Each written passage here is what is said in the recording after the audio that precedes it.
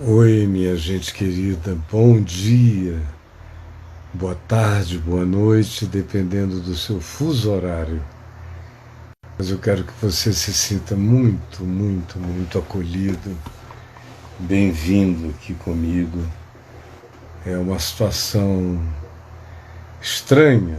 Eu estou aqui na biblioteca da nossa casinha, falando com você em algum lugar da Terra. Já estou vendo uma centena de pessoas, praticamente mais de uma centena, subindo aqui.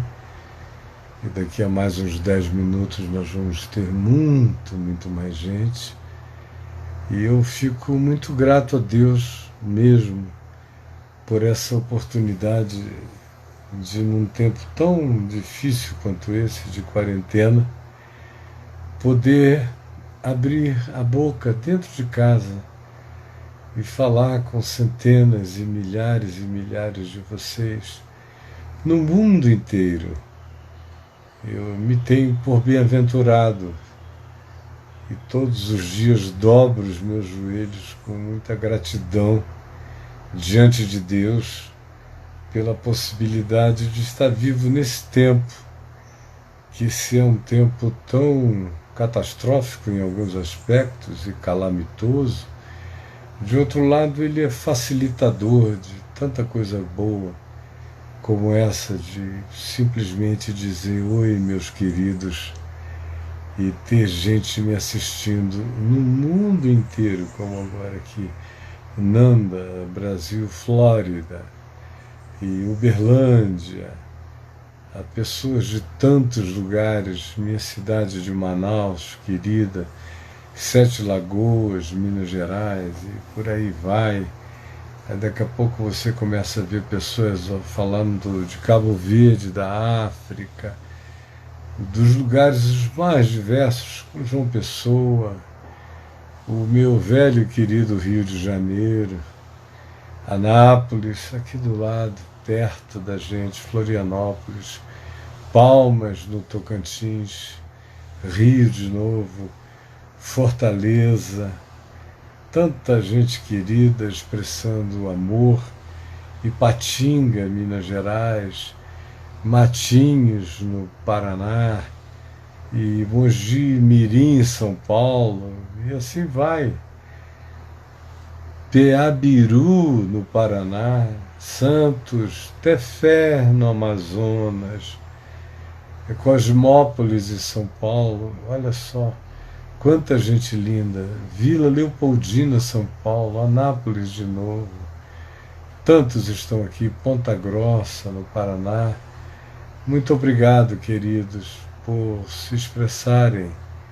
Namur, Guarapari do Espírito Santo, São Luís, Recife, Maringá de novo, Campo Grande, Patos e Porto Alegre.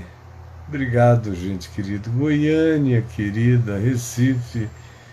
E assim a gente vai com pessoas de Santarém, Campinas, Alagoas, Redenção no Pará. Que coisa linda e que coisa boa. Eu vou tirar só por um pouquinho os comentários, porque eu quero fazer uma leitura bíblica, e aí atrapalha um pouco. Muita gente me pede para tirar os comentários nessa hora. Então, eu quero ler aqui rapidamente em Isaías 53, antes de chamar o Leonardo Gonçalves, que é quem vai conversar com a gente hoje de manhã. Isaías 53 é provavelmente o texto bíblico no qual eu já mais preguei em toda a minha vida, desde 1973, com uma intensidade e com uma certeza de que ele é o que ele diz ser, e ao mesmo tempo ele levanta uma questão que nenhuma geração conseguiu responder por inteiro. Quem creu em nossa pregação?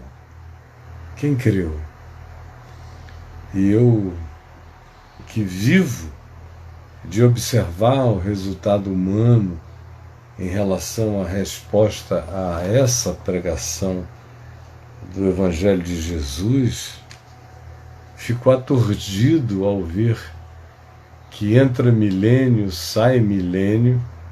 Só o texto aqui já tem 2.800 anos, séculos e séculos, 28 séculos, e a pergunta continua sem resposta. Quem creu em nossa pregação? Quem? Aí você diria, eu creio. Sempre criei, Caio. Tem alguns que acham que nasceram crendo nessa pregação. Mas não. Eu creio que você associa esse texto a Jesus como Messias. Isso é uma coisa. Mas não tem nada a ver com crer na pregação. Crer na pregação é tomar posse. É tomar posse dela para você. Isso é crer na pregação. Não é dizer, eu acredito que Isaías 53 é alusivo ao Messias e que Messias, de fato, tem que ser visto como sendo Jesus. Isso não é crer na pregação. Isso é uma constatação carregada de opinião particular, mas não é crer na pregação. Crer na pregação é assumir que tudo quanto se diz que ele aqui fez, é seu, é verdade para você. Não é uma teoria em nenhum lugar e nem tampouco de nenhuma natureza. É verdade para você. Essa pregação que nos afirma que a cruz em si, Jesus em si, não é alguém que nos agrade, ele nos provoca mais do que nos seduz, nos perturba mais do que nos aventura a andar com ele. A gente não vê beleza nele, a gente de fato quer fugir de ser como ele. Por isso não creu na pregação. Ele era o mais desprezado, rejeitado entre os homens, homens de dores, sabe o que é padecer. Mas a pregação é essa. Ele tomou sobre si as nossas enfermidades. Eu sou um homem cheio de enfermidades. Eu não estou falando só de coração, diabetesinha. Não, estou falando de enfermidade do ser, da alma. Todos nós temos distorções psíquicas, mentais, espirituais, todos. Não há nenhum justo, não há nenhum sequer. Se você tem algum guru, algum mestre, algum mentor, fique sabendo, você está crendo num ente torto, porque todos se desviaram, todos são cheios de enfermidade, todos são cheios de dores escondidas, caladas, veladas, disfarçadas por sorrisos nem sempre verdadeiros. Todos têm iniquidades e transgressões profundas, na maioria das vezes camufladas. Todos se desviam, todos se desgarram, todos têm opiniões que não têm absolutamente nada a ver com Jesus nem com o Evangelho, embora digam que creiam na pregação. Todos têm o pé na iniquidade, têm padrões interpretativos iníquos, perversos, equivocados. Todos nós. É a iniquidade de nós todos. Essa é a pregação não deixa ninguém de fora do seu arcabouço. Por isso pergunta quem creu, quem se incluiu. Quem se incluiu? Quem se enxergou? Quem tem a coragem de dizer sou eu? Quem tem a coragem da confissão? Quem tem a coragem de levantar um tapete que ninguém viu, ninguém conhece e puxar para fora e dizer perdão a Deus e algumas vezes, quando é necessário, até aos homens? Quem creu nessa pregação? Me responda. A maioria de nós não crê que ao Senhor agradou moê-lo, fazendo-o enfermar por mim, porque a maioria de nós não consegue nem enxergar o significado essencial do seu próprio pecado. A maioria não enxerga. Ainda mais nessa época de superficialidades brutais, onde o pecado virou tópico. Não beba, não coma, não toque, não goste desse tipo de coisa, e reduziram o significado do pecado a moralismos idióticos. Aí é que as pessoas não se veem mesmo, não se enxergam mesmo, não examinam as filigranas do seu próprio ser para perceberem o quanto são tortuosas, como eu sou torto, o pecado que habita em mim, que Paulo chama de amartia, é um desvio essencial da natureza, do meu próprio ser. Mas quem creu nesta pregação, e ainda mais, quem creu que ele foi entregue de uma vez para sempre, como oferta pelo meu pecado. Você crê nisso? Não crê não.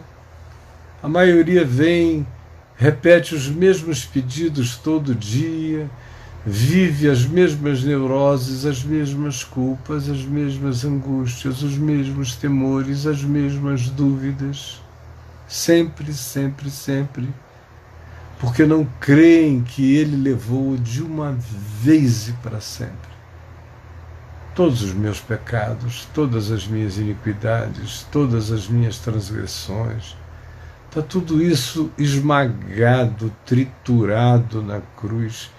Ele pagou o preço da minha iniquidade e da iniquidade de nós todos e me justificou com o seu conhecimento experiencial de ter pervadido toda a dor, toda a angústia, todo desvio, toda tara, toda doença humana, que não foi uma teoria para ele, ele se fez pecado por nós.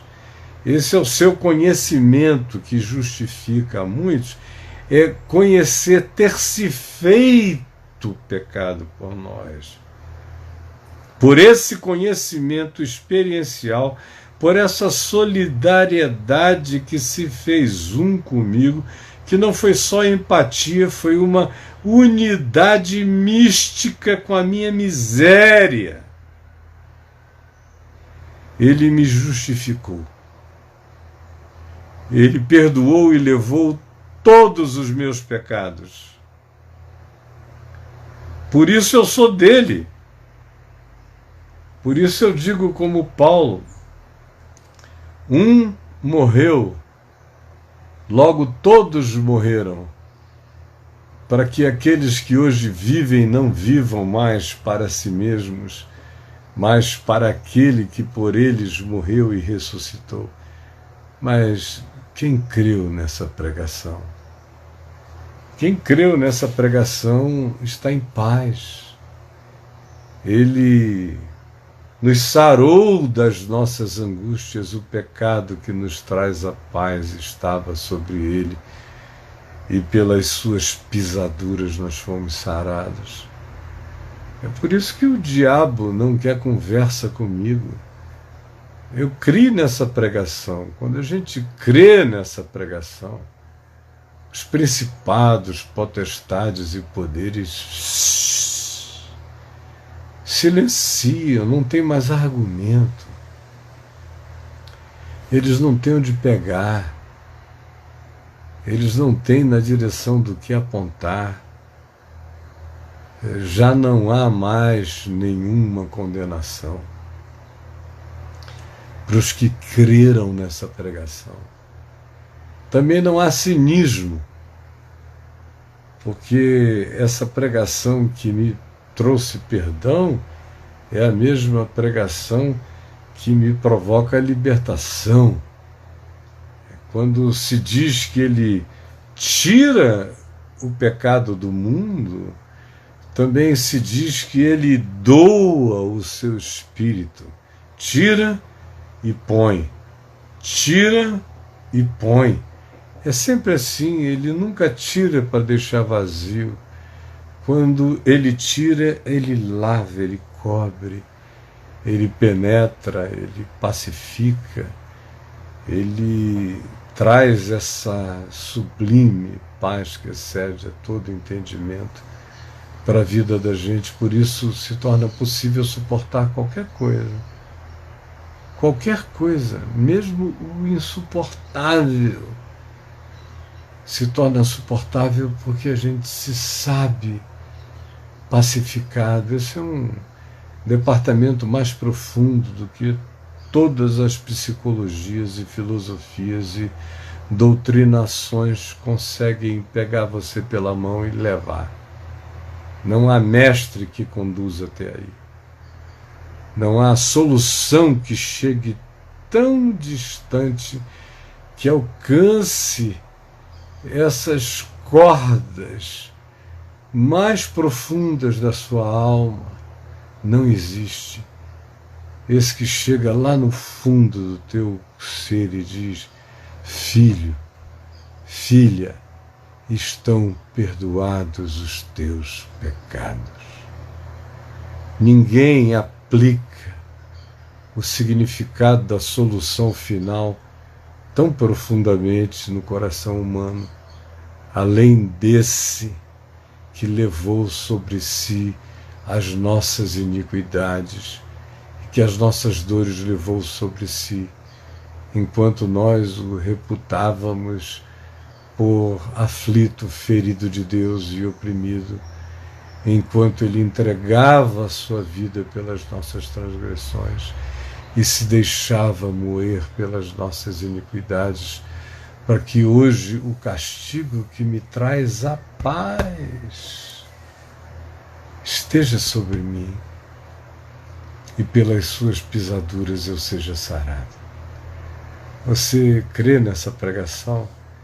Eu não estou falando na teoria, na repetição, na associação cultural, social, antropológica, de que isso aqui no Ocidente foi ligado à pessoa de Jesus. Não, eu estou falando de ter sido ou não ter sido mesmo. Alguém que experimentou o benefício e experimenta o benefício dessa pacificação, de andar sem medo, sem culpa, sem dúvida, sem achar que o amanhã pode me surpreender com algo que me separe do amor de Deus, porque eu sei e estou bem certo de que não há nada que possa me separar do amor de Deus que está em Cristo Jesus. Nada, nada.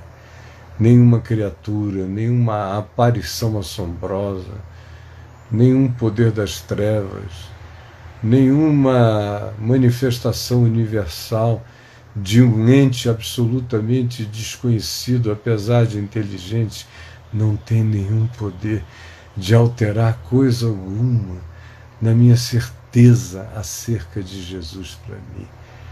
Eu criei nessa pregação, por isso é que eu sobrevivi, e mais do que sobrevivi, estou vivo e com vida em abundância até o dia de hoje. E a cada dia da minha vida eu vou ficar melhor. Crer nessa pregação vai me melhorar todo dia.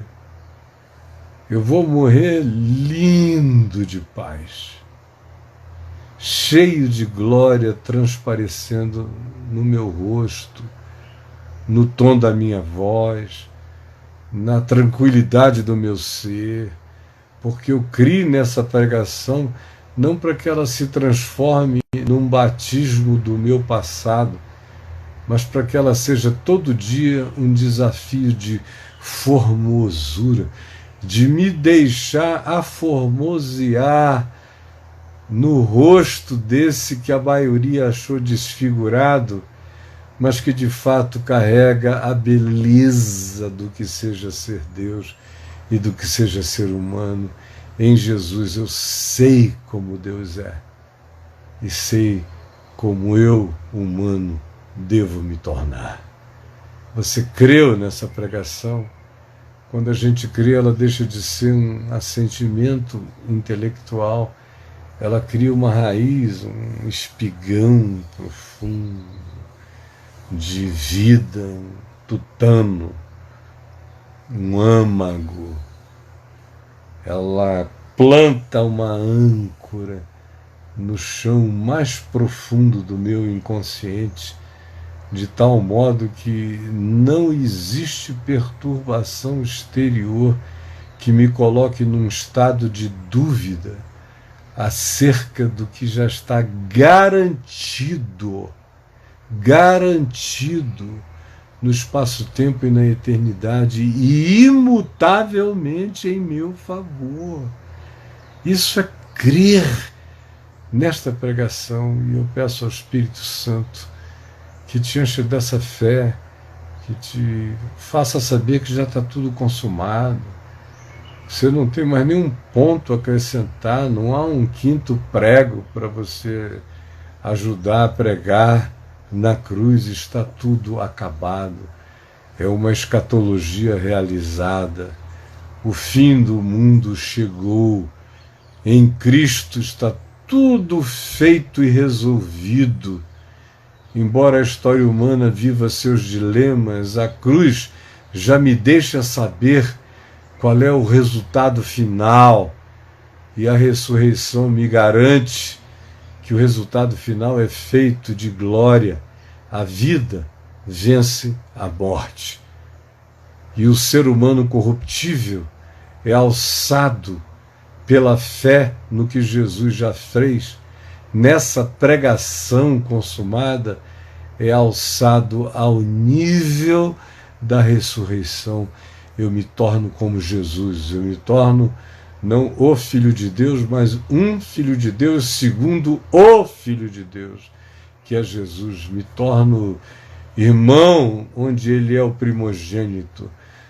Ganho o DNA absoluto da glória divina em mim e ando pacificado todos os dias. Tenho tristeza? Tenho. Levo susto aqui, o susto ali. Às vezes, do nada, você é atingido pelo coisa alguma, mas você aprende a lidar com tudo, a lidar com a vida, a lidar com a morte, a lidar com as coisas do presente, a lidar com as do futuro, a esquecer as coisas que para trás ficam e a se renovar e a prosseguir para aquelas que diante de nós estão, que são o prêmio da nossa vocação. A minha vocação é essa. A minha vocação é me tornar um Cristo de Deus em Jesus, herdeiro absoluto de Deus, conforme todas as herdades de Jesus, elas serão e são já as minhas. Eu estou já assentado nos lugares celestiais em Cristo Jesus. Eu creio nessa pregação. Ela me traz essa paz que é impossível ser escondida no meu rosto, nos meus olhos, na minha voz e no meu ser. Até o diabo é forçado a admitir que tudo isto é verdade. Em nome de Jesus, eu te peço, ó Pai, que essa palavra tire os véus os impedimentos na compreensão, traga pacificação para o coração de cada um, acalme essas almas em estado de aflição, de medo, de culpa, de dúvida, de pânico. Por favor, realiza e consuma, planta de maneira definitiva o resultado, o fruto, a bem-aventurança dessa pregação como benefício no meu e no coração de todos os meus irmãos. É o que eu peço agora em nome de Jesus. Em nome de Jesus.